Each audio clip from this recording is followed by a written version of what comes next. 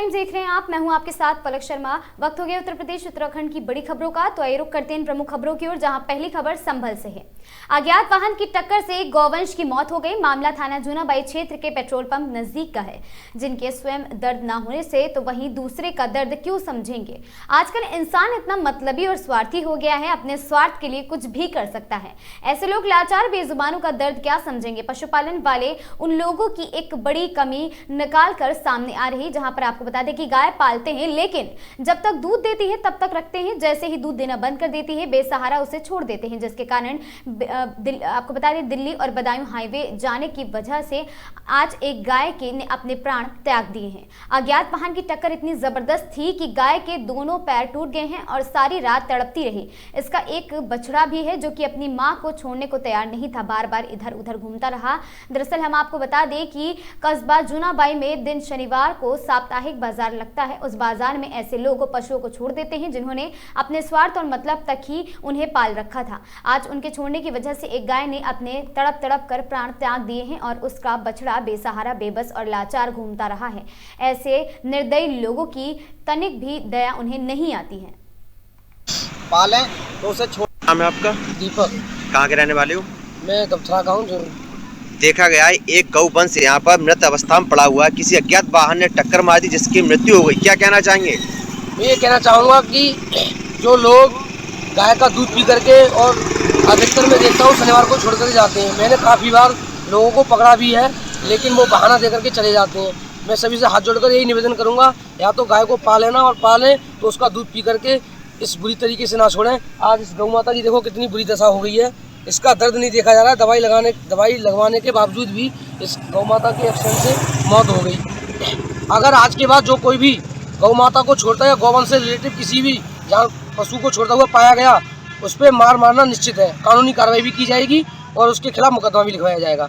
मैं सनातन सेवा संगठन से बिलोंग करता हूँ और दफ्तरा का रहने वाला हूँ। जूनाबाई ग्राम पंचायत में जो भी किसान हमारे क्षेत्र में गाय पाल रहे हैं और गाय को जब तक पालते हैं जब तक वो दूध देती है, उसके बाद हमारी ग्राम पंचायत जूनाबाई में बाजार वाले दिन और अदरवाइज दिन छोड़ जाते हैं। मैं उन्हीं से यही अपील करूंगा, गाय को या तो पालें तो उसे छोड़े ना, दूध पी करें। यहाँ ज़्यादातर लोग, हमने शनिवार को ज़्यादातर देखा है, वो हमारे क्षेत्र के ही लोग छोड़ रहे हैं। सभी से मेरी अपील है कि कोई गाय को ना छोड़े इस तरीक़ा से। अगर छोड़े तो उसे हमें बताए तो हम उसका समाधान करेंगे। हमारे पास गौशाला है, गौशाला में छोड़ें, जो कुछ भी बात है वो बताएं, ऐसे रोड पर छोड़कर ना जाएं। देखो ये गाय हमारी आज एक्सीडेंट द्वारा मृत हो चुकी है, इसका कौन जिम्मेवार होगा? नाम है आपका? दीपक। कहाँ के रहने वाले हो? मैं दफ्तरा का हूँ। खबर श्रावस्ती से है, जहां नेपाल से लाई जा रही 4 नेपाली लड़कियों को सकुशल रेस्क्यू किया गया। 2 तस्कर गिरफ्तार। थाना सिरसिया क्षेत्र में कार्रवाई हुई है। एसपी राहुल भाटी के निर्देश पर मानव तस्करी पर बड़ी चोट लगी है। भचकाही गांव के आगे जंगल मार्ग से धरपकड़, 2 बाइक, आधार कार्ड, 2 मोबाइल बरामद हुए हैं। नृत्य के बहाने शोषण की साजिश का खुलासा, एनजीओ व एएसटी के साथ संयुक्त अभिनय और साथ ही केस दर्ज कर आरोपी न्यायालय रवाना, जांच जारी है।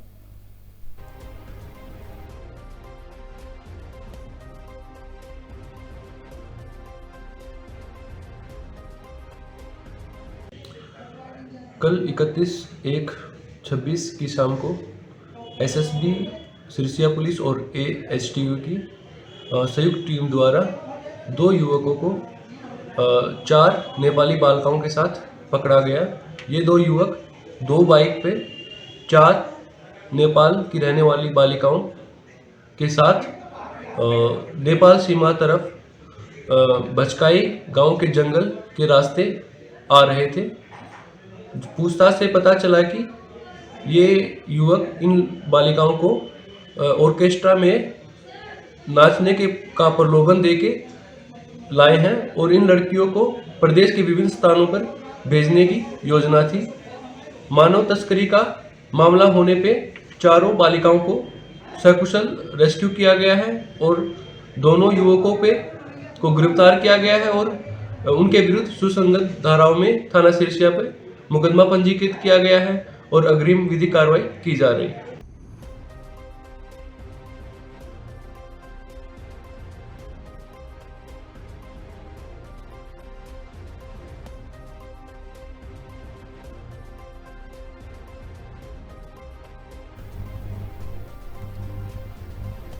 खबर हरदोई से है, जहां हजरत इमाम हुसैन के लाडले साहबजादे हजरत अली अकबर की विलादत के मुबारक मौके पर जश्न ए अली अकबर का आयोजन शनिवार की रात सैयद वड़ा स्थित इमाम बरगाह ए हुसैनी और साथ ही फरजंद अली जाफरी ने पूरे अकीदत, एहतराम और साथ ही रूहानी माहौल के साथ संपन्न हुआ। ये आयोजन समाजवादी पार्टी के प्रदेश सचिव अफसर अली के संरक्षण में किया गया। कार्यक्रम की शुरुआत कुरान पाक की तिलावत से हुई है, जिसने मौलाना इरफान जाफरी ने अंजाम दिया है और इसके बाद नात, मनकबत और शायरी के जरिए हजरत अली अकबर की जिंदगी, किरदार और साथ ही करबला में दी गई अजीम कुर्बानी पर रोशनी डाली गई है। और साथ ही महफिल में शिरकत करने वाले शायरों ने तनवीर हैरत और साथ ही आजमी, शोजाब अब्बास और पिहनवी अमान अब्बास और साथ ही असगर जाहिरी, कमरूल खान, इमरान आदि लोग वहां पर मौजूद रहे हैं।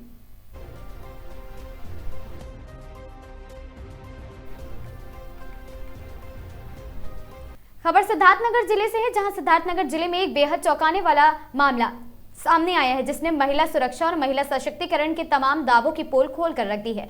मामला डुमरियागंज थाने से जुड़ा है, जहां एक महिला ने पुलिस कर्मियों पर आर्थिक शोषण और साथ ही मानसिक प्रताड़ना और छेड़छाड़ जैसे गंभीर आरोप लगाए हैं। डुमरियागंज थाना क्षेत्र की रहने वाली राजकुमारी ने पुलिस अधीक्षक सिद्धार्थनगर को दिए गए प्रार्थना पत्र में बताया कि 20 नवंबर 2025 को उनकी 2 बेटियों की अचानक लापता हो गई थी। उनकी शिकायत उन्होंने डुमरियागंज थाने में दर्ज की थी, लेकिन स्थानीय पुलिस ने शुरू में कोई ठोस कार्रवाई नहीं की। बाद में पुलिस अधीक्षक के हस्तक्षेप पर मोबाइल सर्विलांस के जरिए बेटियों की लोकेशन ट्रेस की गई थी। जांच में एक बेटी गुजरात और दूसरी मुंबई में मिली है। महिला का आरोप है कि बेटियों की बरामदगी के नाम पर पुलिस टीम के साथ उसी से करवाया गया है और साथ ही होटल, खाना पीना और अन्य खर्च में महिला से लिए गए हैं पैसे। और साथ ही पीड़िता ने अपने शिकायती पत्र में बेहद गंभीर आरोप लगाते हुए कहा कि यात्रा के दौरान डुमरियागंज थाने में तैनात सब इंस्पेक्टर अरविंद मौर्य ने होटल में उसके साथ जोर जबरदस्ती करने की कोशिश की है और विरोध करने पर रास्ते में फर्जी मुकदमे में फंसाकर जेल भेजने की धमकी भी दी गई है। लेकिन बयान दर्ज होने के बावजूद अब तक आरोपी पुलिसकर्मी के खिलाफ कोई भी कार्रवाई नहीं की गई। इस पूरे मामले में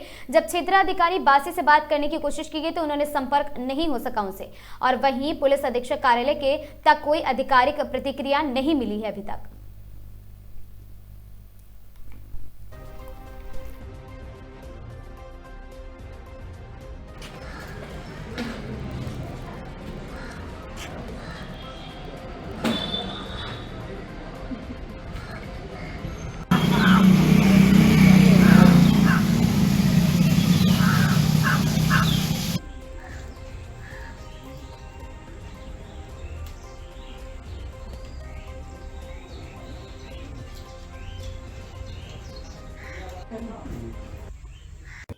क्या नाम है आपका, कहाँ रहती है? मेरा नाम राजकुमारी है और रामनगर मोहल्ले में मैं रहती हूँ, डुमरियागंज जिला सिद्धार्थनगर। क्या मामला है? मामला ये था कि हमारी लड़की 20/11/2025 को हम वॉक करने के लिए निकले और हमारी बेटियां दोनों बाहर रह गई। हम अंदर आ गए और थोड़ा काम में बच गए, स्वच्छ करने में चली गई। उसके बाद में बाहर निकली, अपनी बच्चियों को ढूंढने लगी तो हमारी बच्ची नहीं मिली। मैं बहुत कोशिश किया, हर जगह गई, लेकिन हमारी बच्ची नहीं मिली। दोपहर तक मैं बहुत प्रयास किया तो दोपहर के बाद मैं थाने पे गई, एप्लीकेशन डाली और थाने पे मैं कहती रही कि सर हमारी बेटियां 2 बेटी गायब हुई हैं और कैसे गायब हुई हैं उनको थोड़ा ध्यान दीजिए और देखिए कहाँ हमारी बच्ची है। लेकिन वो लोग जरा सा भी ध्यान नहीं दिए। बोले एप्लीकेशन ले लिए हैं, आप घर जाओ, मैं कल बताऊंगा। सर्विस लांच पे मोबाइल लगा के, सर्विस लांच पे लगाए मोबाइल और उसका पूरा टैक्स लिए और लेने के बाद मुझसे पूछा गया दूसरे दिन कि हाँ तुम्हारे कोई रिश्तेदार है? हमने कहा नहीं, मेरा कोई रिश्तेदार नहीं है। तो इन्होंने कहा कि आप जो है कल आइए, हम कल देखते हैं। तो हमने कहा कि नहीं सर, आप पूरा बता दीजिए कि कहाँ है हमारी बच्ची को, जल्द से जल्द ढूंढिए। मेरा दिल नहीं मान रहा है, मेरे बेटी के साथ कुछ भी हो सकता है, आप ध्यान दीजिए। तो उन्होंने कहा कि हम कल बताएंगे। मैं चली आई। तीसरे दिन जब मैं गई तो कोई सुनवाई नहीं किया। फिर मैं कप्तान के पास गई। तीसरे दिन जब वहां से कप्तान साहब ने फोन किए एसओ को, तो एसओ ने हमको फोन करके बोला एक सिपाही के मोबाइल से कि आप वहां से आइए और हम आपका यहाँ दर्ज करते हैं रिपोर्ट और तुम्हारे साथ जो है पुलिस कांस्टेबल भेज रहे हैं।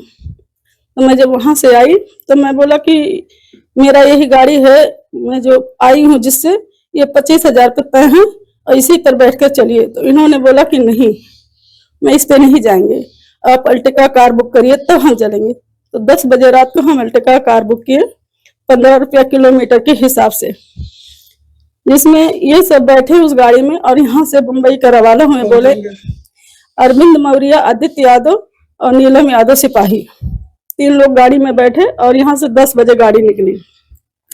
मुंबई को जो रवाना हुए तो अपना जहाँ गए वो कमरा लेते इधर से और गुजरात पहुंचे। बोले आपकी बच्ची गुजरात में है। हमने कहा चलो। गुजरात लोकेशन टच करके जहाँ हमारी बच्ची वहां जाकर के इन्होंने पहुंचा और हमारी बेटी को राहुल भुरिया के साथ पकड़े और उस लड़के के साथ हमारी लड़की को लेकर फिर बम्बई को निकले। बोले बम्बई चलो, अब पहले सूरत चलो, मुझे कपड़ा खरीदाओ, आपकी लड़की मिल गई है। तब 18,000 नगद रास्ते में ही ले लिए और वहां जाकर के कपड़ा इन्होंने सूरत में खरीदे। बोले और पैसा दो। हमने कहा मेरे पास अब ऑनलाइन पैसा है। अरविंद मौर्य। तो हमने कहा कि अब मोबाइल में पैसा है वही मार सकते हैं। तो कपड़े के दुकान पे 2,700 कुछ रुपया फिर मांगे। तो हमारे दुकान पे तो वहां से कपड़ा वपड़ा खरीद के ले करके निकले। फिर बम्बई आए। हमारी बड़ी लड़की को अरबाज के साथ एक होटल से पकड़े, जो कि अरबाज को साथ में ले करके गाड़ी में बैठे। फिर गाड़ी से आए, बोले अब कमरा ले लो। तो हमने कहा चलो ठीक है। तो कहीं कमरा लेने से पहले ताज होटल देख लेते हैं, गेट ऑफ इंडिया देख लेते हैं। तब वो सब देख करके इन्होंने कमरा लिया, जहां हमने 2600 रुपया मारा। जब वहां सब बच्चियां नहाने गई और नहाने के बाद। क्या नाम है आपका, कहाँ रहती है? मेरा नाम नीलम है। क्या मामला है? मामला ये है कि मैं और मेरी बहन बस्ती से सीधा गुजरात चले गए और गुजरात में मेरी बहन वहीं पर रुक गई और मैं वहां से मुंबई चली गई। मुंबई जाने के बाद मेरी माँ मेरी बहन को गुजरात गई लेने पुलिस वालों के साथ में। फिर उसके बाद में मेरे पास आई मुंबई। मुंबई आने के बाद वो हमको भी ली साथ में और लेकर आई। आने के बाद रूम लिया वहां पर रहने के लिए। तो जब मेरी मम्मी रूम में बैठी थी अकेले तो दरोगा जी वहां पर गए और उनके साथ छेड़छाड़ किए। हम देखे, तो हमको बोले कि तुम यहाँ से जाओ, हम बात कर रहे हैं। उसके बाद वो चले गए। हम चले गए मतलब दूसरे कमरे में और वो वहीं पर बैठे रहे। और फिर उसके बाद वहां से निकले। फिर रास्ते भर में दरोगा जी ने मतलब डरा धमकाया और मेरी माँ को भी बहुत मतलब सताया और मेरी माँ रास्ते भर में रोते हुए आई।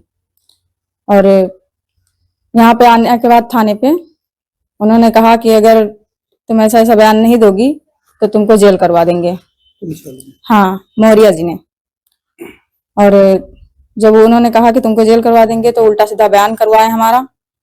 और फिर बयान करवाने के बाद बोले कि अगर तुम दोबारा बयान नहीं दोगी, बोलोगी कि मामा के यहाँ गए थे। फिर हमारा जबरदस्ती बयान करवाए और अभी जब हम बयान देने के लिए जा रहे हैं तो फिर से वो मतलब यही सब कर रहे हैं। आपकी मम्मी ने अरविंद मौर्य जो पुलिस वाले हैं उनके ऊपर छेड़छाड़ का आरोप लगाया था एसपी से, इसमें आपके परिवार का बयान दर्ज कराने के लिए बोला गया था। तो क्या उसमें आपका बयान हुआ था? हम गए थे, बयान भी देके आए हैं बासी में। बासी किसके यहाँ गए? सीओ साहब के यहाँ। और बयान में आपने क्या कहा था? बयान में हमने यही कहा था जो हुआ था और जो अभी आपको बताया वही कहे थे हम कि मेरी मम्मी के साथ छेड़छाड़, मेरे मम्मी के साथ छेड़छाड़ के हाथ पकड़ के बैठे थे और फिर कंधे पे हाथ रखे थे। हमने देखा, हम मम्मी बोल रही थी कि क्या कर रहे हैं आप, तो हमने भी जाके देखा तो बोले कि तुम जाओ यहाँ से, हम बात कर रहे हैं। उसके बाद में हम चले गए वहां से। क्या चाहते हैं आप? हम चाहते हैं कि मौर्य जी को उन्होंने जो किया है हम लोग के साथ उसकी सजा उनको मिले।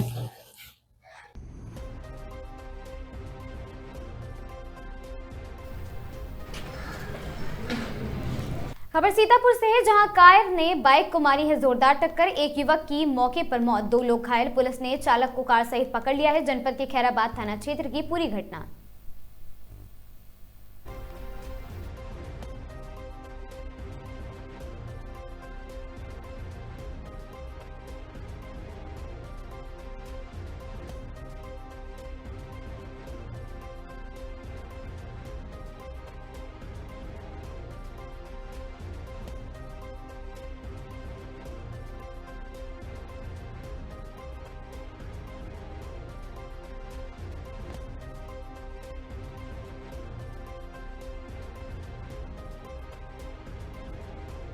क्या नाम भैया तुम्हारा? जगमोहन। हाँ? जगमोहन। जगमोहन, क्या हुआ था इनको, कैसे इनकी मौत हुई? इसकी एक्सीडेंट हुआ था, मैं तो था नहीं। अच्छा, कहाँ से एक्सीडेंट हुआ? मोटरसाइकिल से और मारुति से। कार से? कई लोग थे इनके साथ मोटरसाइकिल पे? 3 लोग थे। तीनों की चोटें आई हैं? हाँ, एक कहाँ टूट गया, वो टूट गया, और वो घायल हो गए। 2 लोग घायल हैं। हाँ। तीसरे कहाँ हैं? तीसरी मौत हो गई है। कहाँ पास हुआ है? बिनौरा। बिनौरा। थाना कौन सा लगता है वहाँ? कमलापुर। कमलापुर की खैराबाद? खैराबाद है, ये हमारा जो लगता है हमारे गांव का। जहाँ एक्सीडेंट हुआ वहाँ थाना कौन सा है? खैराबाद। थाना खैराबाद है। कार वाला पकड़ा गया, भाग गया? पकड़ा गया। पकड़ लिया गया और ड्राइवर भाग गया। कार पकड़ लेके कार चालक भाग गया। हाँ, वो टम्बो में ऐसे चला गया, वो भाग गया ड्राइवर, खाली गाड़ी मिली बस। खबर मुरादाबाद से है, जहां पर काम के दबाव में टूटी जिंदगी बीएलओ व आंगनबाड़ी कार्यकर्ता गुलनाज तबस्सुम की मौत से हड़कंप। मुरादाबाद के मुंगलपुरा थाना क्षेत्र से दिल दहला देने वाली खबर सामने आई है। आपको बता दें, गुइया बाग अथर अली रोड और निवासी बीएलओ एवं आंगनबाड़ी कार्यकर्ता और गुलनाज तबस्सुम की रविवार देर रात इलाज के दौरान मौत हो गई। बताया जा रहा है कि रविवार दोपहर अचानक तबीयत बिगड़ने पर परिजन उन्हें सरकारी अस्पताल लेकर पहुंचे थे। हालत गंभीर होने पर डॉक्टर ने हायर सेंटर रेफर किया था, जहां रात करीब 9 बजे इलाज के दौरान उनकी मौत हो गई। परिजनों का बड़ा आरोप है, परिवार का आरोप है कि गुलनाज पर आंगनबाड़ी के साथ बीएलओ का अत्यधिक कार्यभार था। लगातार काम के दबाव और अधिक समय सीमा के कारण वे मानसिक तनाव में थी और साथ ही 2 मासूम बच्चों के सिर से उठा है मां का साया। गुलनाज के पति मोहम्मद ताहिर निजी फर्म में मजदूरी करते हैं। वर्ष 2010 में शादी हुई थी।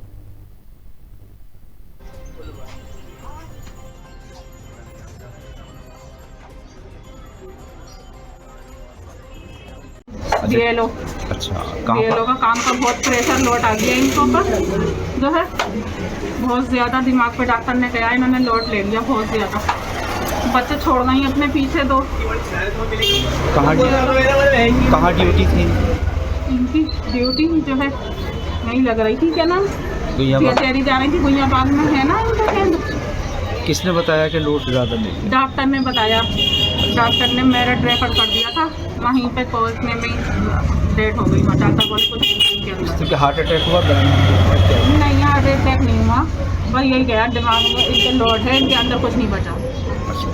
पहले से बीमार थी? नहीं, बीमार नहीं थी, काम कर रही थी। ये बीएलओ का इसकी फिक्र थी, बराबर छुट्टी मांग रही थी, छुट्टी नहीं दी उनको। कह रही थी तबियत खराब थी, हाथ पैर चलना फिरना एकदम दिमाग पे लोड कर, हाथ पैर बिल्कुल चलना बंद हो गया। कितनी उम्र होगी इनकी? इनकी होगी तकरीबन 35-40।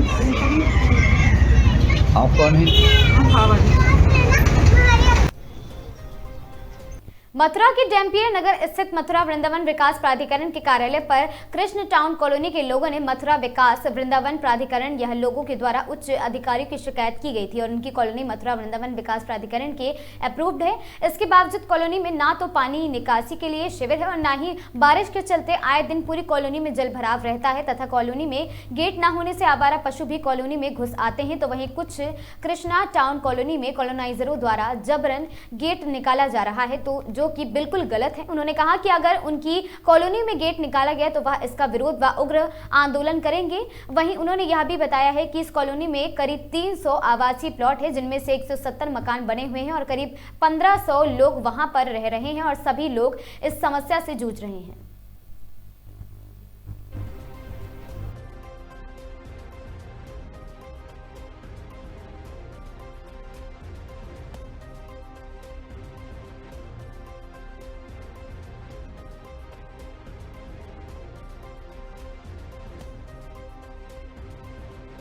क्या नाम है आपका? जी, मेरा नाम हरिओम सिंह है। आज आप विकास प्राधिकरण में आए, क्या समस्या लेकर आए?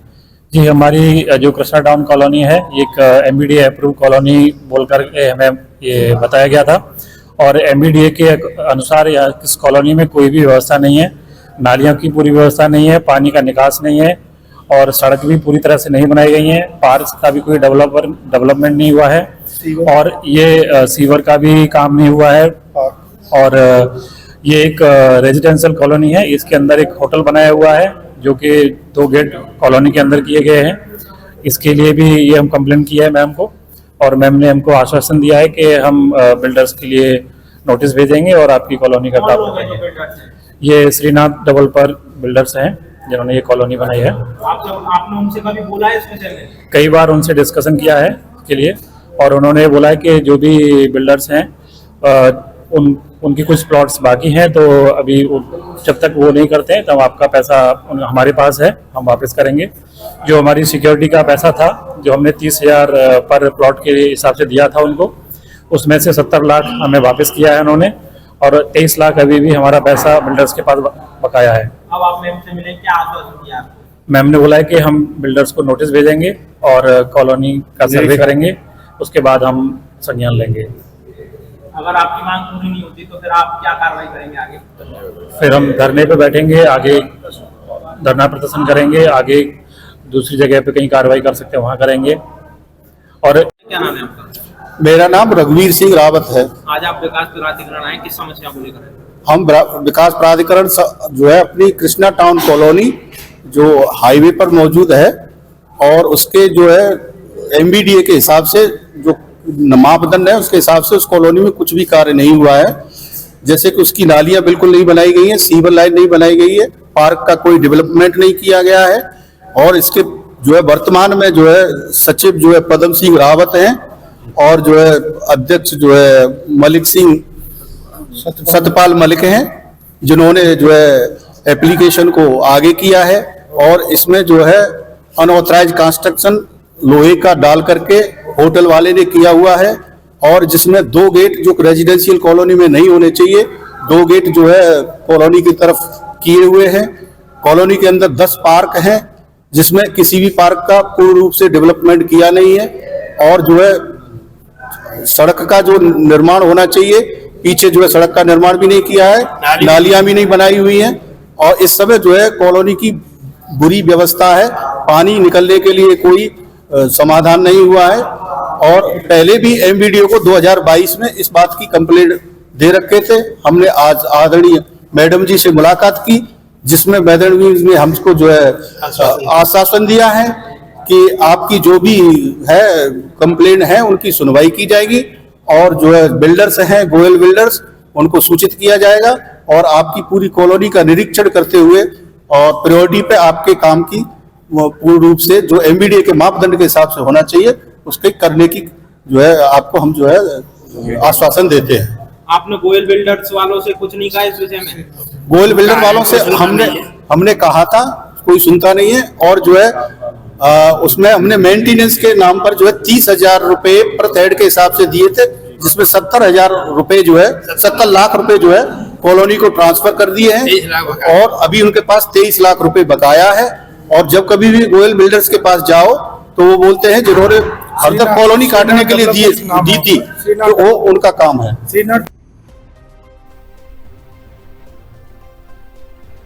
खबर मथुरा से है, जहां एलाइट स्कूल की बिल्डिंग के कुछ हिस्से पर चलेगा बुलडोजर। एमवीडीए सचिव आशीष कुमार हुए सख्त। एमवीडीए ने स्कूल के एजुकेशन सोसाइटी को भेजा है नोटिस। एलाइट स्कूल संचालक की बड़ी मुश्किलें, बार बार नोटिस देने के बाद भी अनदेखा कर रही थी सोसाइटी। शमन मानचित्र में दर्शित अश्मनीय वाहक को बुलडोजर से ध्वस्त करने के आदेश हुए पारित, और साथ ही एमवीडीए ने 23 जनवरी को नोटिस जारी कर 1 महीने का दिया गया समय। स्कूल संचालक ने अगर खुद नहीं हटाया अवैध निर्माण तो एमवीडीए का चलेगा बुलडोजर।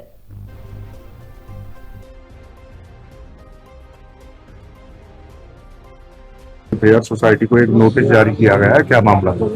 ये प्रकरण संज्ञान में आया, शिकायत भी आई थी कि जो इनके द्वारा जो शमनीय मानचित्र पास करवाया गया था कंपाउंडिंग वाला, तो जो शमन वाला जो पार्ट था यानी कि ध्वस्तीकरण पार्ट करना था, उसको उन्होंने ध्वस्त नहीं किया था। कंडीशन ये होती है जो हम पास करते हैं शमन मानचित्र, तो हम इस कंडीशन के साथ पास करते हैं कि आप इतने दिनों में एक नियत अवधि के अंदर जो है आप इसको जो है ध्वस्त कर लेंगे। ध्वस्तीकरण का पार्ट क्या बना हुआ है? इस पर स्कूल बना हुआ है कृष्णा एलाइट करके, तो उसका जो शमनीय वाला पार्ट है जो कि ध्वस्तीकरण हो रहा है, तो उसको करने के लिए इनको नोटिस जारी किया गया। सर कब तक ध्वस्तीकरण की कार्रवाई? ये इनको समय दिया गया है, नियत अवधि थोड़ा अभी 15-20 दिन का, और नहीं करते हैं तो फिर जो है। उत्तर प्रदेश के बदायूं में तहसील बिलसी क्षेत्र के गांव सहसपुर में एक अजब गजब फिल्मी स्टोरी जैसा घटनाक्रम सामने आया है। कोई इसे अंधविश्वास तो कोई आस्था और चमत्कार बता रहा है। यहां गांव निवासी गुड़िया के घर में रविवार सुबह 11 बजे अचानक से एक कोबरा सर्प दिखाई दिया। ये खबर गांव में आग की तरह फैल गई और लोगों ने मौके पर भीड़ जमा हो गई।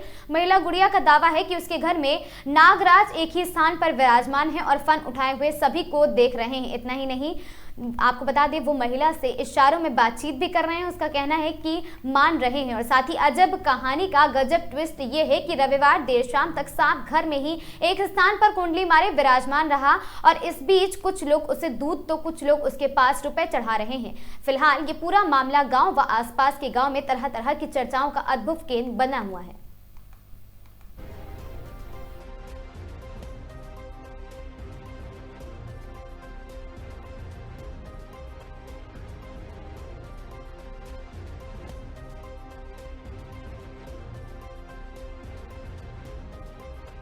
गुड़िया गुड़िया क्या मामला है मैडम?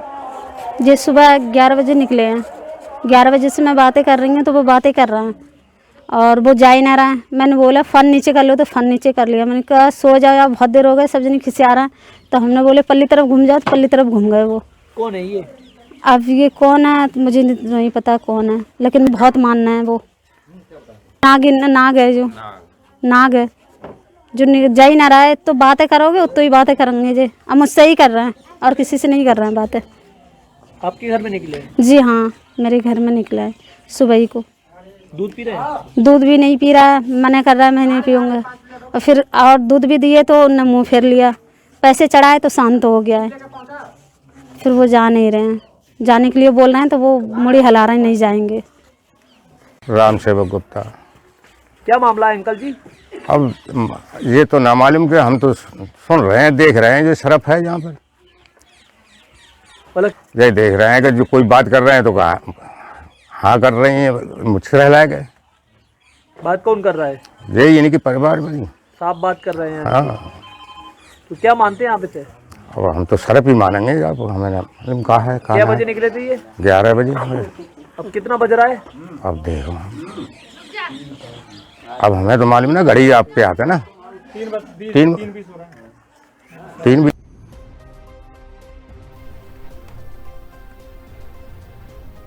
शहर से 5 किलोमीटर दूर बीहड़ में मां मंगला काली मंदिर सिद्ध शक्तिपीठ में शुमार है और साथ ही 1857 से पहले ये मंदिर देवकली गांव की कुल देवी का टीला हुआ करता था। लेकिन आपको बता दें कि श्रद्धालुओं की आस्था इस कदर बढ़ी कि आज यहां पर नवरात्र में श्रद्धालुओं की भीड़ उमड़ती है। मां के दरबार में दर्शन व पूजा आराधना करने लोग आते हैं। श्रद्धालुओं की मान्यता है कि मां के दरबार में लगाई गई अरदास पूरी होती है। नवरात्र पर्व पर झंडे और साथ ही वहां पर आपको बता दें जवारे चढ़ने का रस्म है और साथ ही औरैया समेत गैर जनपदों से भी भक्त यहां आते हैं। यमुना तट से कुछ दूरी पर बीहड़ के ऊंचे टीले पर विराजमान मां मंगला काशी शक्ति स्वरूप वर्ष 1857 तक मंदिर के आसपास देवकली गांव बसा था। लोग अपने कुल देवी के रूप में मां की पूजा आराधना करते थे और अंग्रेजों ने सब कुछ नष्ट कर दिया, लेकिन मंदिर आज भी बना हुआ है। मां की पुरानी मठिया का आज ही जीर्णोद्धार कर भव्य रूप से किया गया है। इससे मंदिर की लोगों के प्रति आस्था और बढ़ गई है। अब यहाँ पर मां दुर्गा, भैरव बाबा, शिव परिवार व अन्य देवी देवताओं की मूर्तियां स्थापित की जाएंगी। ऊंचाई पर होने के चलते यहाँ से यमुना नदी और बीहड़ का खूबसूरत नजारा आकर्षण का केंद्र रहता है। और साथ ही पंडित चुन्ना मिश्रा ने बताया है कि देवकली गांव के लोगों की कुल देवी का यहाँ पर चबूतरा भी स्थित है और साथ ही 1857 में इस गांव को अंग्रेजों ने तोपों से उड़ा दिया था, लेकिन माता का मंदिर इस जद में नहीं आया था।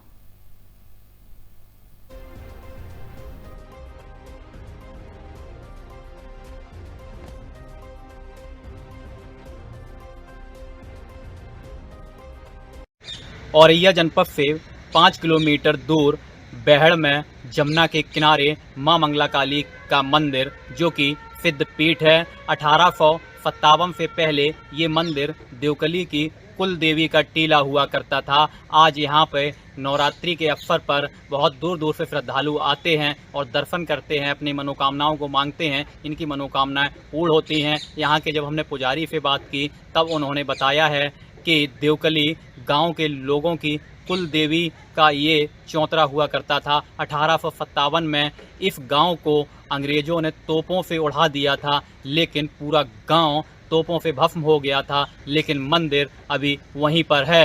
वीडियो जर्नलिस्ट कृष्ण कुमार के साथ शिवम पाल औरैया। मंगला काली मंदिर पर दर्शन आए, कैसा लग रहा है? मंगला काली मंदिर जो बहुत प्राचीन मंदिर है, यहाँ पे बहुत दूर से श्रद्धालु आते हैं और दर्शन करके सौभाग्य प्राप्त करते हैं। कहा जाता है कि बहुत प्राचीन मंदिर है, जो अपनी मनोकामना पूर्ण करता है वो मंदिर पे आके अपनी मनोकामना पूर्ण कर सकता है। ये मंगला काली मंदिर बहुत ही सिद्ध मंदिर है और यहाँ आके व्यक्ति धन्य हो जाता है, ऐसा कहा जाता है। नाम है आपका? आप मंदिर पर दर्शन करने आई, कैसा महसूस हो रहा है, क्या लग रहा है? यहाँ मंदिर में बहुत प्रसिद्ध मंदिर है, सुना है महामाया मंगला काली का मंदिर है। यहाँ बहुत दूर दूर के लोग आते हैं दर्शन करने के लिए और यहाँ पे सबकी मनोकामना बहुत जल्द पूर्ण होती है और माता रानी की कृपा दृष्टि बहुत जल्दी होती है। और महामाया मंदिर मंगला काली मंदिर प्रसिद्ध मंदिर है। महाराज जी, माँ मंगला काली मंदिर दर्शन करने को लोग कहाँ से पहुँचते हैं? कई जनपदों से, दूर दूर से, अन्य जनपदों से, 10-20 जनपदों से। ये सबसे औरैया जनपद का पुराना ऐतिहासिक मंदिर। यहाँ पर रेडिल कर्नल ने गोला दागा था। गांव यहाँ भटपुरा हुआ करता था। भटपुरा गांव को जो नष्ट कर दिया अंग्रेजों ने, इसके बाद उसने जो है जनरल ने यहाँ पर गोला दागा मैया के स्थान पर, क्योंकि उस गांव की ये कुलदेवी हुआ करती थी। 1857 में जब अंग्रेजों ने आक्रमण किया तो उन्होंने गोला दागने से इस स्थान को निष्ठ नाबूद करना चाहा, परंतु मैया के प्रताप से जनरल को गोला उल्टा लगा जाके इससे वो घायल हो गया। आत्मसमर्पण करके यहाँ से बिना युद्ध किए, मैया को बिना स्थान क्षतग्रस्त किए हुए हार मान के चला गया। यहाँ पर जो भी ये कोख पीठ है, मैया की ये कोख पीठ है, यहाँ पर जो श्रद्धालु अपनी श्रद्धा लेके आते हैं कि हमारी कोख हरी हो जाए, कोख चले, उनकी मैया कोख भर देती हैं। मंगल करते करते इनका नाम काली था, मंगल करते करते ये मंगला हुई, मंगला से ये काली रंग से ये वो हो गई, लाल रक्त बड़ हो गई मैया। इतना मंगल करते करते आज श्रद्धालु सच्चे भाव से, हृदय से अपनी मनोती को करते हैं, मैया उनकी मनोती को अवश्य पूर्ण करती है। नाम है आपका? ब्रजेश कुमार। आप मंदिर परिसर में दर्शन करने आए हैं, क्या मानता है? मानता ये है कि ये महामाया मंगला काली का मंदिर है। इसमें बताया गया है कि बहुत दूर दूर से लोग आते हैं, बहुत मनोकामना पूर्ण होती है और आदमी भक्त लोग बहुत दूर दूर से आते हैं। और इस मंदिर की मान्यता ये है खास, बहुत पुराना मंदिर है ये, और देवी मैया की कृपा से सभी लोग, भक्त लोग जो गढ़ आते हैं दर्शन करने, उनकी मनोकामनाएं बहुत अच्छी से पूर्ण होती है। अब दर्शन करने के बाद आपको कैसा महसूस हो रहा है? हमें बहुत शांति और सुख से आनंद आ रहा है। जनपद अलीगढ़ कोतवाली क्षेत्र के मडराक नगर पंचायत के चेयरमैन राजकुमार दिवाकर के पुत्र रविकांत कुछ क्षेत्रीय के अपराधियों द्वारा जानलेवा हमला हुआ है। नगर पंचायत मडराक चेयरमैन के पुत्र को हमलावर गंभीर रूप से वहीं छोड़कर चले गए थे। स्थानीय लोगों ने चेयरमैन को इस घटना की तत्काल सूचना दी और मौके पर चेयरमैन राजकुमार दिवाकर ने अपने पुत्र को अलीगढ़ JN मेडिकल कॉलेज में भर्ती कराया है। पीड़ित चेयरमैन राजकुमार दिवाकर द्वारा बताया गया कि यह लोग आकस्मिक तत्वों व दबंग लोग विनीश ठाकुर और साथी तेजवीर सिंह उर्फ गब्बर, मंजीत, बादल, विकास और अन्य लोगों ने इस बड़ी घटना को अंजाम दिया है। पुलिस इस मामले की छानबीन कर रही है और पीड़ित का कहना है इनके खिलाफ कई थाना मडराक में गुंडा आपराधिक मामले दर्ज है और साथ ही क्षेत्रीय पुलिस इन गुंडों पर क्यों कार्रवाई नहीं कर रही है बताया जा रहा है और साथ ही अवैध खनन, इनका अवैध कारोबार भी चलता है।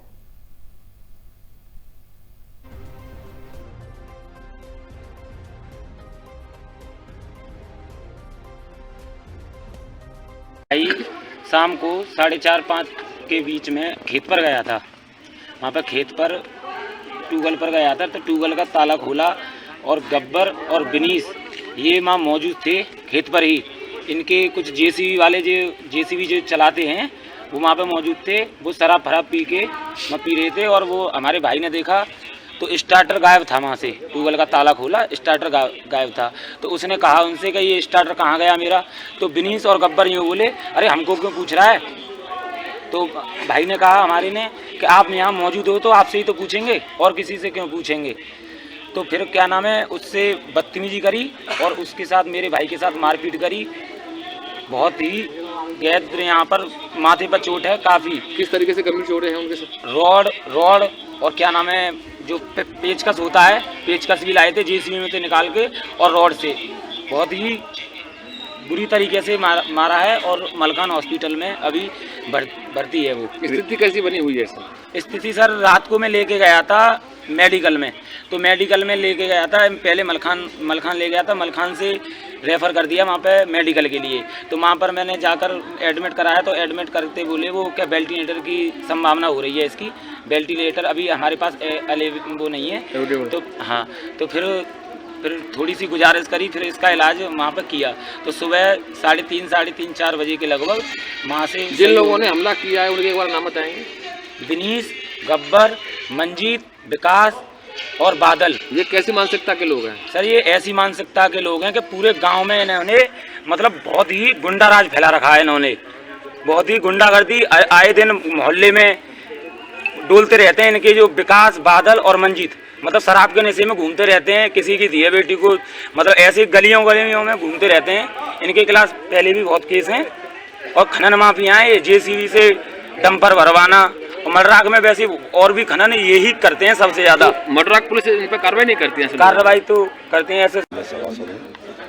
आज सुबह मुझे मालूम पड़ा कि हमारे जो वर्तमान माननीय चेयरमैन साहब मडराक से हैं, उनके बेटा व उनके एक मित्र पर कल शाम 6:30 बजे जानलेवा हमला किया गया। और उस बारे में जब हमें मालूम पड़ा तो हम अभी चेयरमैन साहब से मिले तो उन्होंने बताया। ये तो चेयरमैन साहब हैं आपके मडराक के, जो राजकुमार दिवाकर जी हैं, उनके परिवार के ऊपर जो जानलेवा हमला हुआ, उनके पुत्र के काफ़ी चोटें भी आई हैं, गंभीर स्थिति में है इस समय, जो जैन मेडिकल कॉलेज में एडमिट है। तो किस तरीके से ये राजनीतिक षड्यंत्र के तहत किया गया है हमला, या किस तरीके से? इस प्रकार तो यही मालूम पड़ता है कि हो सकता है कि ये राजनीतिक के द्वारा ही किया गया हो, जबकि उनके बच्चे की तो कोई कमी थी नहीं वहाँ, और नहीं कोई ऐसा इनमें पहले कोई विवाद था। और मैं चाहता हूं कि भविष्य में इस तरह की निंदनीय घटना ना हो और प्रशासन इस पर सख्त से सख्त कार्रवाई करे। तो ये जो चेयरमैन साहब को बदनाम करने की साजिश की जा रही है? जी जी।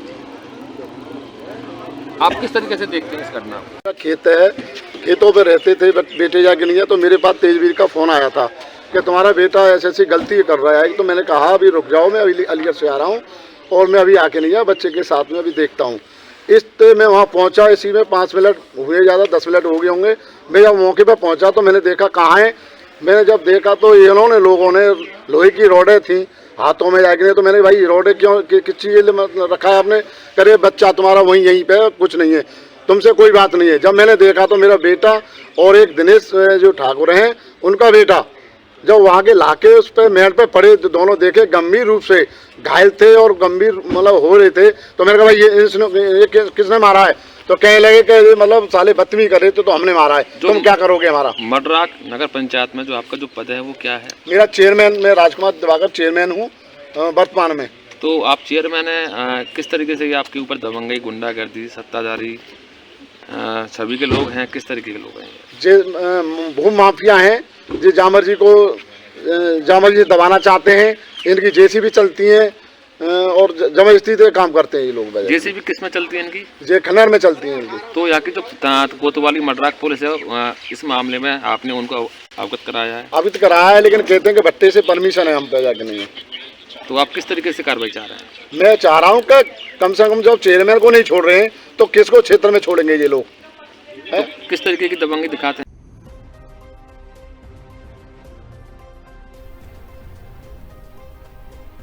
पुलिस अधीक्षक अमरोहा श्री अमित कुमार आनंद द्वारा थाना नौगावा सादात का निरीक्षण किया गया। निरीक्षण के दौरान थाना परिसर में चल रहे निर्माणाधीन बैरक कार्यों, मिशन शक्ति केंद्र, साइबर सेल, मालखाना तथा आपको बता दें कार्यालय एवं अन्य आवश्यक व्यवस्थाओं का गहन अवलोकन किया गया। निरीक्षण के दौरान पुलिस अधीक्षक महोदय द्वारा निर्माणाधीन कार्यों की गुणवत्ता, समयबद्ध, पूर्णता एवं मानकों के अनुरूप कार्य सुनिश्चित करने हेतु संबंधित को आवश्यक दिशा निर्देश दिए गए। मिशन शक्ति केंद्र के निरीक्षण के दौरान महिला सुरक्षा, जागरूकता एवं पीड़िताओं की सहायता से संबंधित व्यवस्थाओं की ओर भी अधिक प्रभावी बनाने का निर्देश उसे दिया गया है।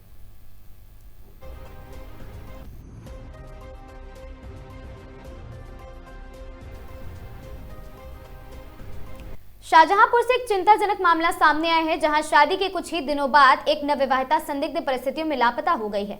मामला थाना सदर बाजार क्षेत्र के जलाल नगर हाथी थान का है, जहां पर यान खान, आपको बता दें याया खान ने पुलिस को दिए गए प्रार्थना पत्र में बताया कि उसका निकाह 10 जनवरी 2026 को फरहीन के साथ हुआ था। 30 जनवरी की शाम करीब 4 बजे वह अपनी पत्नी के साथ झंडा वाली मजार के सामने लेने गया था सामान, और साथ ही इसी दौरान पत्नी फरहीन कथित तौर पर नासिर नाम के युवक के साथ चली गई। पति का कहना है कि उसने तुरंत थाना सदर बाजार में शिकायत दी है, जहां से उसे और युवती के पिता को पहले उस्मान बाग चौकी और फिर शहबाज नगर चौकी भेजा गया है, लेकिन कई दिन बीत जाने के बावजूद भी युवती का कोई सुराग नहीं मिल सका। बताया गया कि युवती अपने साथ सोने चांदी के जेवरात लगभग 6,000 रुपए नगद लेकर गई है।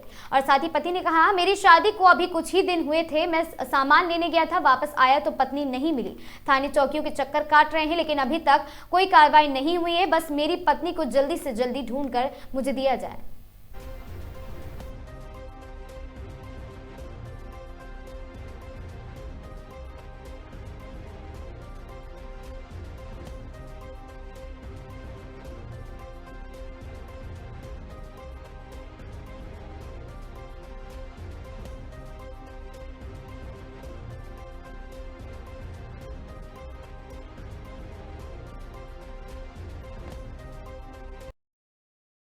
जुम्मे वाले दिन 4 बजे मैं अपनी बीवी को लेके गया था फरहीन को झंडे।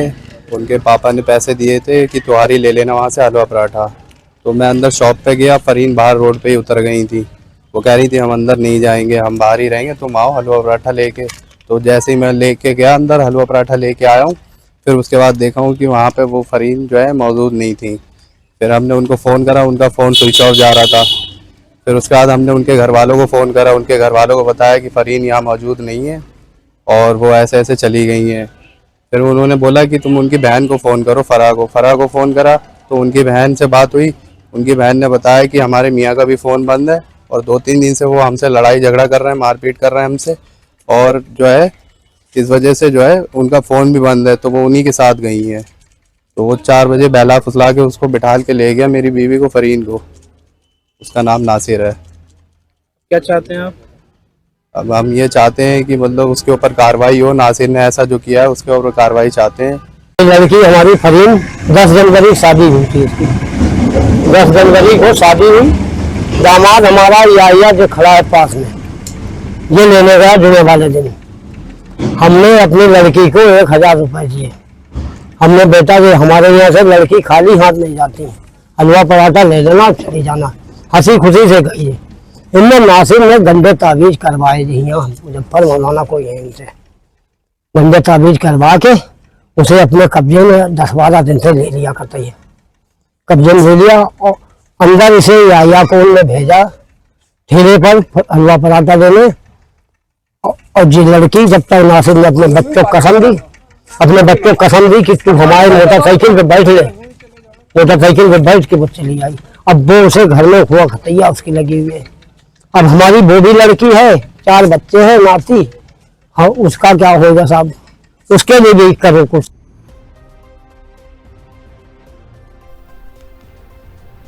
खबर संभल से है, जहां विकासखंड असमोली परिसर में 3 माह के राष्ट्रव्यापी अभियान जो कि 28 जनवरी 2026 को से लेकर 14 अप्रैल 2026 तक चलने वाले संपूर्णता अभियान 2.0 को लेकर शुभारंभ कार्यक्रम का आयोजन किया गया। कार्यक्रम में मुख्य अतिथि माननीय विधान परिषद सदस्य MLC माननीय श्री, आपको बता दें, डॉक्टर हरि सिंह ढिल्लो जी एवं विशिष्ट अतिथि भाजपा के जिला अध्यक्ष हरेंद्र सिंह रिंकू जी एवं ब्लॉक प्रमुख असमोली संतोष देवी जी रही हैं। और साथ ही कार्यक्रम में सर्वप्रथम मुख्य अतिथि द्वारा फीता काटकर मां सरस्वती जी की प्रतिमा के समक्ष दीप प्रज्वलित कर कार्यक्रम का शुभारंभ किया गया। कस्तूरबा गांधी बालिका विद्यालय की छात्राओं द्वारा स्वागत गान गाया गया तथा मुख्य अतिथि माननीय MLC एवं विशिष्ट अतिथि द्वारा शासन की योजनाओं से संबंधित विभिन्न विभागों जैसे ICDS और साथ ही बेसिक शिक्षा तथा राष्ट्रीय ग्रामीण आजीविका मिशन तथा स्वास्थ्य विभाग के स्टॉलों का अवलोकन किया गया। कार्यक्रम के अंतर्गत मुख्य अतिथि एवं विशिष्ट अतिथियों का एक पुष्प गुच्छ एवं शॉल उड़ाकर स्वागत सम्मान किया गया। कार्यक्रम के अंतर्गत पशु चिकित्सा अधिकारी द्वारा गौवंशीय पशुओं के टीकाकरण को लेकर जानकारी भी दी गई है।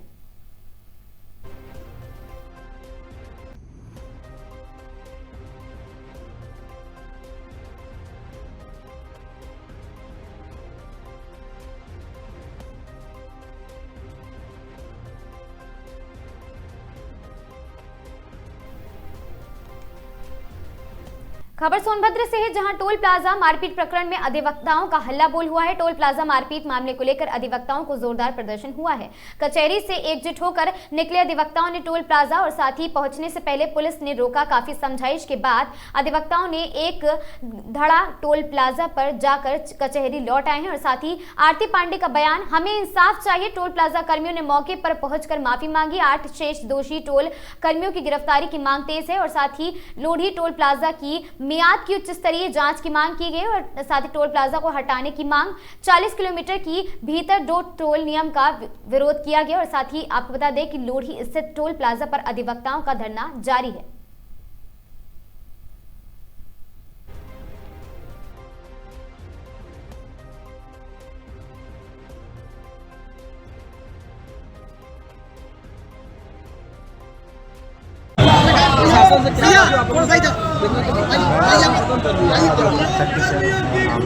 और सब हमारी अधिवक्ताओं के लिए मांग है, जो लोधी टोल प्लाजा पर जिस हमारी महिला बहन के साथ जो अभद्रता की है टोल प्लाजा के कर्मियों द्वारा, इसमें तक प्रशासन ने FIR कर दी। पर भविष्य में इस तरह का कोई FIR ना हो और टोल कर्मियों द्वारा कोई टोल प्लाजा हमारी अधिवक्ताओं का ना लिया जाए। अभी CO साहब ने यह बयान दिया कि आज के बाद किसी भी अधिवक्ता का कोई टोल प्लाजा नहीं लगेगा और हमारी अधिवक्ताओं को सुरक्षा की पूरी जिम्मेदारी ली है।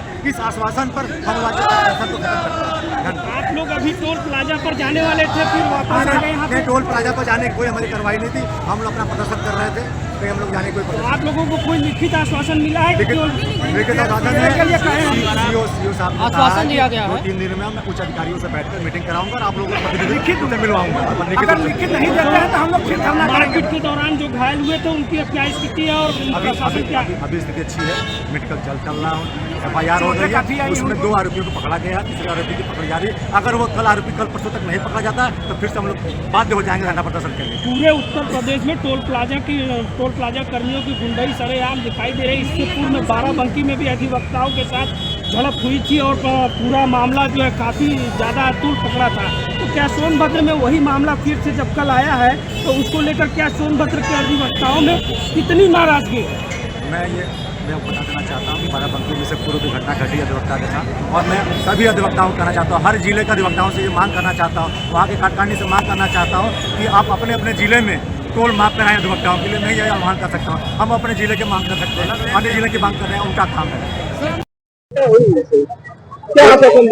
देखिए, कल जो है 3 बजे के आसपास टोल प्लाजा पर कुछ वाद विवाद हुआ था, उसमें एक अभियोग भी पंजीकृत किया गया है थाना कोतवाली रावतगंज पर। उसी के संबंध में कुछ अधिवक्तागण के द्वारा आज विरोध प्रदर्शन किया गया है टोल प्लाजा को लेकर के कि इन लोगों ने हमारे साथी के साथ मारपीट की है। उसी संबंध में ये लोग आए थे, उनसे वार्ता हो गई है, उनको समझा दिया गया है। टोल कर्मियों के खिलाफ ऑलरेडी मुकदमा लिखा हुआ है, 2 लोग ऑलरेडी गिरफ्तार हैं उसमें। अन्य जो वैधानिक कार्रवाई है वो हम लोग कर रहे हैं। क्या मांगे मानी क्या माना गया? नहीं, हमने कोई मांग नहीं मानी है। इन लोगों का ये लोग आए यहाँ पर थे, अपना प्रदर्शन किया और चले गए। हम लोगों ने मान लिया है कि कोई अधिवक्ताओं का नहीं लगेगा, उनकी सुरक्षा की जाएगी। हम टोल के मालिक नहीं है, ना हम कोई ऐसा आश्वासन दे सकते हैं। खबर मथुरा से है, जहां लोकतंत्र की हत्या और विपक्षी मतदाताओं के वोट काटने के बड़े षड्यंत्र के खिलाफ आज समाजवादी पार्टी के विभिन्न फ्रंटल संगठनों ने प्रशासन के खिलाफ हुंकार भरी है। और मुन्ना मलिक पार्षद व पूर्व जिला अध्यक्ष समाजवादी युवजन सभा के नेतृत्व में एक प्रतिनिधिमंडल ने जिलाधिकारी कार्यालय पहुंचकर ADM FR पंकज कुमार को ज्ञापन सौंपा और साक्ष्यों के साथ बताया कि किस तरह से जनपद में लोकतंत्र की गरिमा को तार-तार किया जा रहा। मुन्ना मलिक ने कड़े शब्दों में कहा कि मथुरा की बलदेव विधानसभा के गाँव ओल समेत कई क्षेत्रों में सैकड़ों फॉर्म 7 BLO को उपलब्ध कराए गए हैं। एक ही व्यक्ति द्वारा एक ही जाति और धर्म विशेष के लोगों के नाम पर कटवाने के लिए प्रशासन पर अनैतिक दबाव बनाया गया है और यह सीधे तौर पर वोट की डकैती है, जिसे समाजवादी बर्दाश्त नहीं करेगी। राघवेंद्र प्रताप पूर्व जिला अध्यक्ष मुलायम सिंह यादव यूथ ब्रिगेड ने कहा, मथुरा में लोकतंत्र की हत्या का बड़ा षड्यंत्र रचा जा रहा है। और साथ ही पवन चौधरी पूर्व जिला अध्यक्ष समाजवादी लोहिया वाहिनी ने प्रशासन को चेतावनी देते हुए कहा कि चुनाव आयोग के नियमों की धज्जियां उड़ाई जा रही है, बिना भौतिक सत्यापन के किसी का नाम काटना असंवैधानिक है।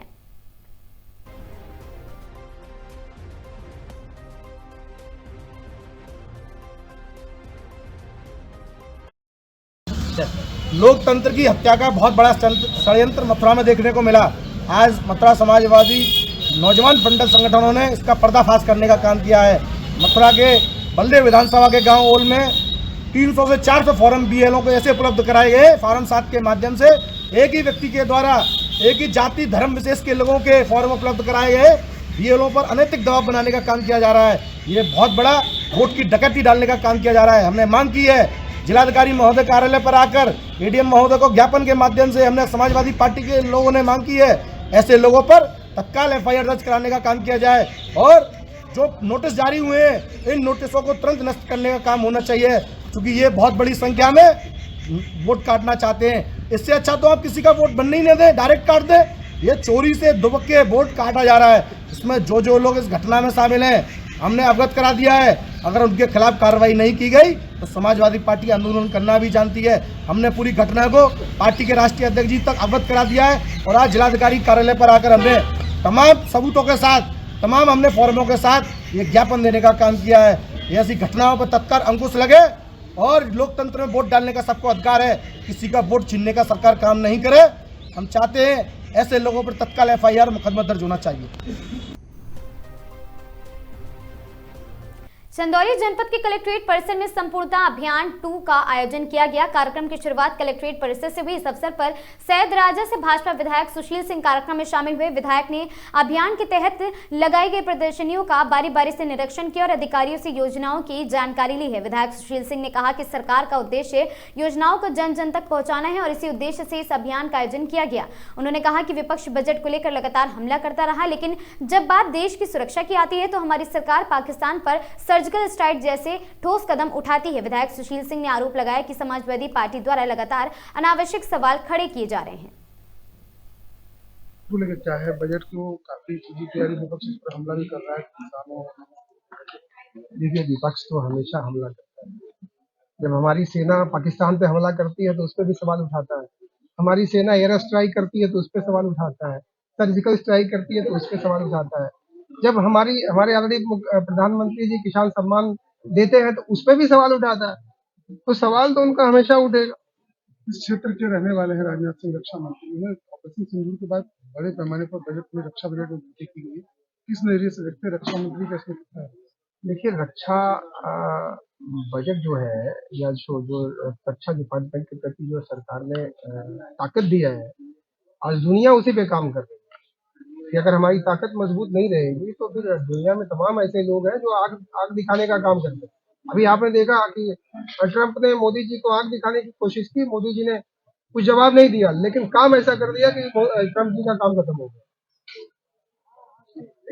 बेहतर सरकार की पहल मानते हैं जी, एकदम बेहतर है जो आदमी प्रधानमंत्री जी के नेतृत्व में है। जो हमारे वित्त मंत्री ने पिताजी निर्मला रमण जी ने जो बजट लाया है ये देश हित में है और जन जन का ये बजट है। हर समाज के लिए ये बजट है। एक सवाल राजा विधानसभा को लेकर कल आप मंच पे देखे थे पूर्व विधायक के साथ और ये तस्वीरें बड़ी वायरल हो रही हैं और पूर्व विधायक तमाम तरीके से कह रहे हैं कि हमारे ऊपर जो कार्रवाई हुई है वो गलत कार्रवाई हुई है, पुलिस ने अपना साख बचाने के लिए किया है। देखिए क्या है आप उनके बारे में जानते हैं और हमें लगता है बहुत कुछ बताने की आपको जरूरत नहीं है, लेकिन जो कल मंच था वो एक हमारे संत आए हुए थे उनके स्वागत में मंच गांव के लोगों ने रखा था। गांव के लोगों ने हम लोगों को भी बुलाया था। हम लोग सनातन धर्म के लोग हैं और साधु संतों का सम्मान करते हैं तो इसलिए हम कार्यक्रम में गए, वो भी कार्यक्रम में आ गए और वो भी कार्यक्रम में रहे। जिस गाड़ी में हम बैठे बाद में वो भी आगे घुस के बैठ गए। तो उसमें कुछ कहना ना कहना कोई मतलब नहीं है इस विषय का। ये तो ठीक है, अच्छी बात है। उस विषय पे कोई सवाल उठाना कोई मतलब नहीं है। वहाँ कोई राजनीतिक विषय भी नहीं था, वहाँ संत का विषय था। वहाँ पे गांव के लोगों की व्यवस्थाएं थी, जैसे कोई पूजा होता है, कोई व्यवस्था होती है, कोई कार्यक्रम होता है तो कई कई जगह पे सारे लोग जाते हैं। किसी घर के किसी कार्यक्रम होते हैं तो बहुत लोग हर पार्टी के लोग जाते हैं। तो ये कोई विषय नहीं है और जो वो उंगली उठा रहे हैं, जो वो कह रहे हैं तो वो तो उनके लिए आम बात है। उनके साथ कुछ भी होगा तो यही कहेंगे कि विधायक जी ने करना है। ठीक अपने माता पिता को छोड़ के, परिवार को छोड़ के संत बन जाना और समाज के लिए सेवा करना और ऐसे व्यक्तित्व वाले व्यक्ति से अगर कोई प्रमाण मांगता है तो पहले तो वो अपना प्रमाण दे दे, वो कौन है क्या है। और संत को तो इस तरह की बात ही नहीं करनी चाहिए। तो पहले अपना वो प्रमाण दे दें, तो उसके बाद में देखा जाएगा कि महाराज जी बड़ा उन्होंने मांग किया महाराष्ट्र इस पर गाय को राजमाता कह सकते हैं, तो इसको किस वजह? देखिए वो अच्छी बात है, वो अच्छी बात है कि गाय को गौ माता का नाम देना चाहिए। वो तो हमारे ऑलरेडी मुख्यमंत्री जी भी कर रहे हैं, ऑलरेडी प्रधानमंत्री जी कर रहे हैं। गौ हमारी माता है, हमारा सनातन धर्म ही हमारी गौ का सम्मान करता है। वो जो शंकराचार्य जी कह रहे हैं तो ये आज का विषय नहीं है, और शंकराचार्य जी के पास कोई प्रमाण हो, कोई चीजें हो, अच्छा वो खुद ही बता दें कि उन्होंने उस पर क्या काम किया है। सरकार तो हमारी काम कर रही है, और वो तो किसी के इशारे पे काम कर रहे हैं। पूर्ण रूप से वो कांग्रेस के और समाजवादी पार्टी के इशारे पे काम कर रहे हैं। राजमाता घोषित करना उचित रहेगा।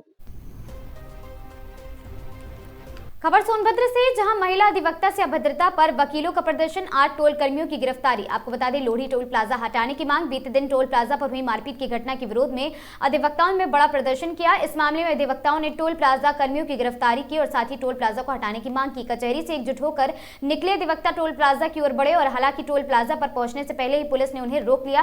काफी समझाने बुझाने के बाद लौट गए, जहां उन्होंने अपनी बात रखी है। वहीं पीड़ित अधिवक्ता आरती पांडे ने अन्य सैकड़ों अधिवक्ताओं के साथ कार्रवाई सुनिश्चित की है। पूरे मामले में सभी की नजरें प्रशासन की अगली कार्रवाई पर टिकी हुई हैं।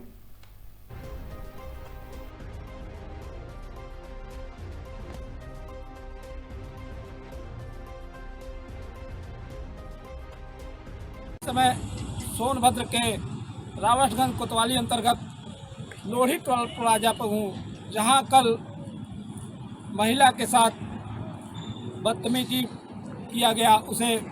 उसके परिवार के साथ टोल प्लाजा द्वारा कर्मचारियों को 3 लोगों को घायल कर दिया गया, जहां प्रशासन द्वारा उन्हें गिरफ्तार कर 2 लोगों को 8 लोगों को वांछित कर मुकदमा पंजीकृत कर दिया है।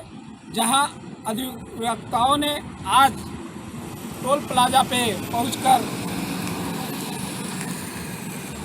यहाँ धरना प्रदर्शन किया, जो प्रशासन द्वारा समझा बुझाकर उन्हें अपने गंतव्य स्थान के लिए भेज दिया गया। जहाँ आपको बता दें, यह टोल प्लाजा सोनभद्र में मात्र 40 किलोमीटर में 2 टोल प्लाजा है। उसको मांग कर लेकर अधिवक्ताओं ने यहाँ विरोध प्रदर्शन किया। मांगों को अगर नहीं पूरी की जाएगी तो उन्होंने अधिवक्ता और टोल कर्मियों के बीच मारपीट का मामला सामने आया है, जिसको लेकर आज यहाँ वकीलों का बहुत भारी संख्या में प्रदर्शन भी है। अपना परिचय बताते हुए क्या आप लोगों की रणनीति है, क्या राय है, क्या मांग है? क्या मांग? मैं अध्यक्ष प्रत्याशी बनारस बार राजेश प्रसाद सिंह। जब हमको सूचना मिली कि हमारी एक महिला अधिवक्ता छोटी बहन लोढ़ी टोल प्लाजा पर विवाद हो गया, और उसके साथ यहाँ के जो टोल कर्मी हैं वो काफ़ी बदतमीजी किए। सूचना मिली, हमने सुबह घर से निकले, यहाँ चले आए। यहाँ काफ़ी अधिवक्ता इकट्ठा हुए थे और अपनी मांग चल रही थी। यहाँ के उच्च अधिकारियों से बातचीत हुई और उन्होंने आश्वासन दिया है 24 घंटे के अंदर टोल प्लाजा के खिलाफ कार्रवाई के लिए कहा है, और इनकी कार्रवाई के लिए हम लोग 24 घंटे का समय इनको दिए हैं। लगातार टोल कर्मियों द्वारा बदतमीजी सामने आ रही है। इससे पूर्व हैदरगढ़ बाराबंकी में भी अधिवक्ताओं के साथ काफ़ी ज़्यादा बवाल हुआ था। उसके बाद अब फिर सोनभद्र में इस तरह की घटना सामने आ रही है, इसको लेकर क्या कहना है? हैदरगढ़ बाराबंकी में भी टोल प्लाजा पर विवाद हुआ था। वहाँ रत्नेश शुक्ला जी के साथ हुआ था। वहाँ भी हम लोग पहुँचे और कार्रवाई हुई। 5 लोग वहाँ गिरफ्तार किए गए और सब लोग जेल गए।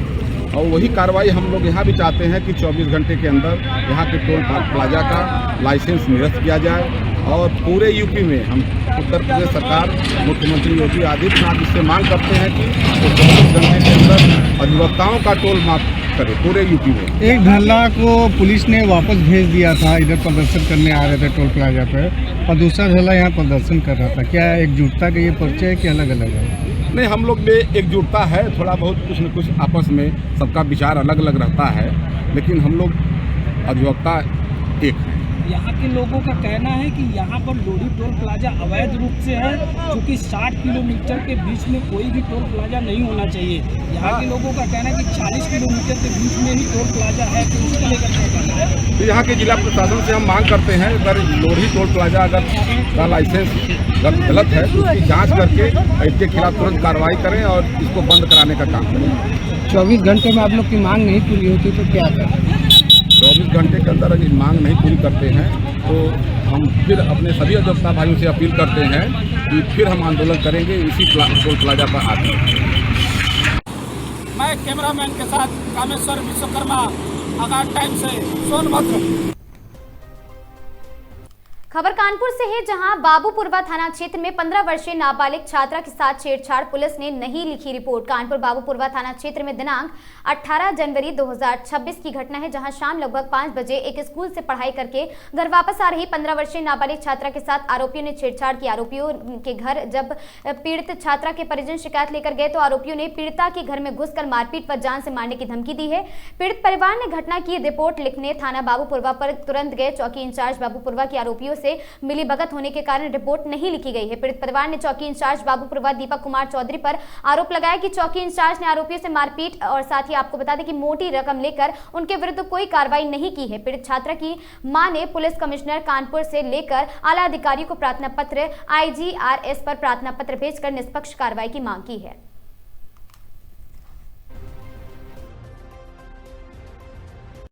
क्या नाम है आपका? समूह। क्या मामला है? मेरी बिटिया स्कूल सक्सेस स्कूल में पढ़ती है। स्कूल से निकल रही थी तो वकील ने उसका पीछा किया, उसके साथ बदतमीजी किया। फिर उसके बड़े भाई ने यहीं मेरी गुमती के पास उसका हाथ पकड़ कर खींचा, उससे बदतमीजी किया। दोनों भाई उसका जीना दुश्वार करे। इसकी एप्लीकेशन हमने 19 तारीख को दिया, फिर 20 तारीख को हमने पोस्ट किया, बड़े बड़े अधिकारी को दिया, मगर हमारी कोई सुनवाई नहीं। दीपक चौधरी ने भी बच्चों का संगठन करके उनसे मोटी रकम लेके उल्टा ही मुकदमा हमारे आदमी बहनों ही मेरा भाई को फंसा दिया झूठे मुकदमे में। दीपक चौधरी कहाँ पे तैनात हैं? ये चौकी में, बाकरगंज चौकी में। आप कानपुर कमिश्नर उत्तर प्रदेश के मुखिया योगी आदित्यनाथ जी से क्या मांग करना चाहती हैं? बस हम यही मांगना चाहते कि हमारी लड़की को इंसाफ मिल जाए और जो झूठा मुकदमा हम लोगों के खिलाफ लगा उसको हटाया जाए।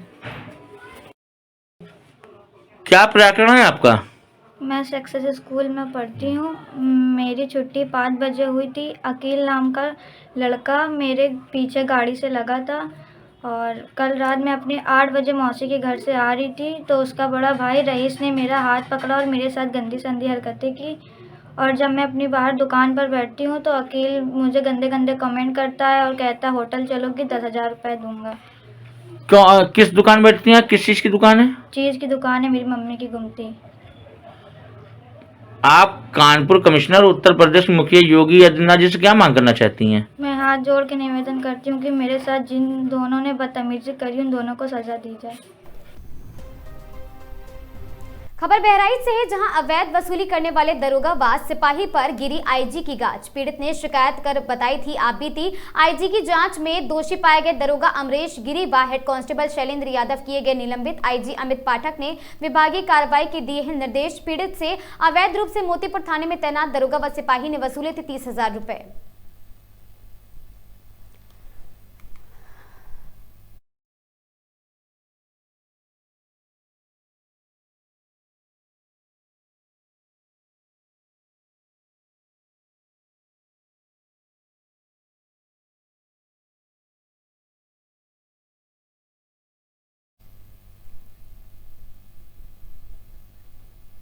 इन खबरों में आज के लिए बस इतना ही। ऐसी खबरों से लगातार जुड़े रहने के लिए बने रहें हमारे साथ और देखते रहें आगाज टाइम।